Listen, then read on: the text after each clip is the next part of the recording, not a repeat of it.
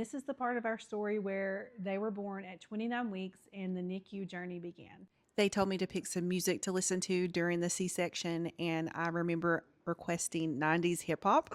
I remember thinking how crazy that was. I don't even know if I'm going to hear my babies cry, and I'm picking out a song to listen to. I remember hearing play Waterfalls by TLC, and it wasn't even finished playing before both babies were out. Lennon was 2 pounds, much more fragile, and they did not bring her over to me. She went straight into an incubator. Bridger was 3 whole pounds.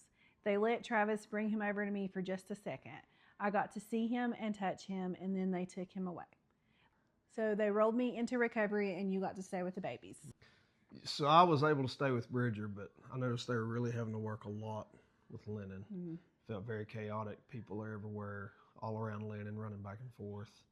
Much more urgency with her.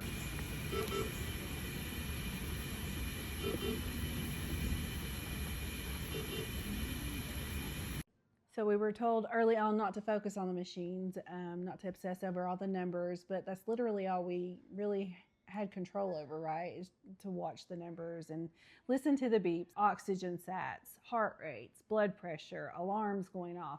So you try not to stare at the monitors, but that's literally all you can stare at. We were there every single morning for rounds. We never missed one round, I don't think, did we? Mm-hmm. The team would sit in front of us and they would talk very briefly about little Bridger and how well he was doing. He was doing all the things he needed to. He was growing. And then the focus would shift to Lennon and the tone would definitely change. She was so much sicker, fully intubated, a lot of the time 100% oxygen, the machine doing all the work for her. So after 3 weeks of her making no real progress, the neonatologist recommended a PDA ligation surgery. We were desperate to see her get better. She was so sick. So we agreed she would have the surgery. She made it through the surgery, but she was not improving the way we had hoped or expected.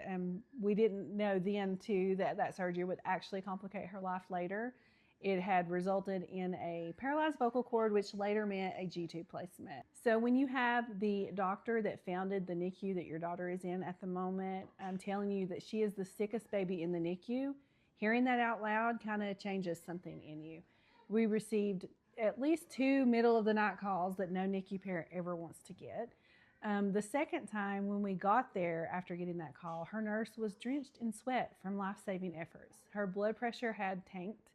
And that same doctor was luckily the one on the floor with us, but he told us he was giving her every medication they could and hoped one worked, and that she did thankfully pull through.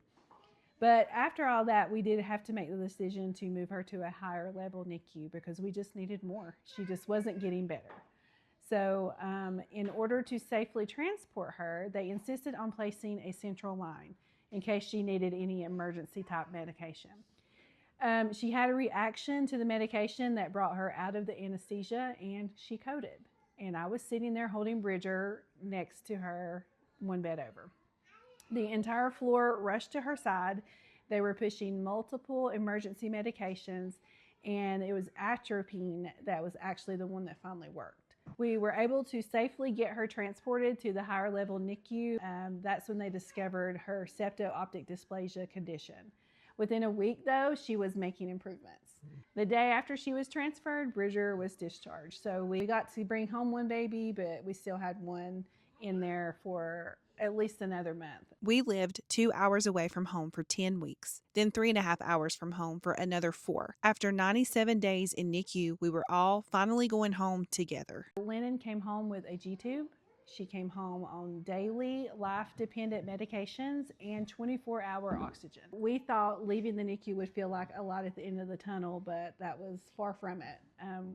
Once we got home, it was just the beginning of a totally different type of journey.